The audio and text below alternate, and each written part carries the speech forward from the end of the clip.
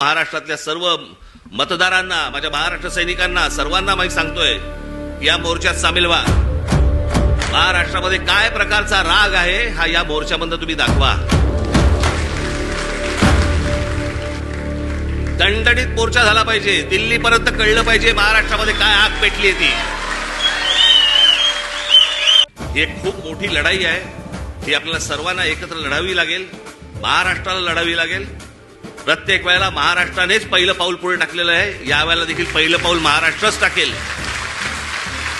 येत्या 1 तारखेला आपण दणदणीत पद्धतीने सर्वजण तिथे हजर राहाल अशी एक आशा अपेक्षा बाळगतो. मी स्वतः लोकलने येणार आहे.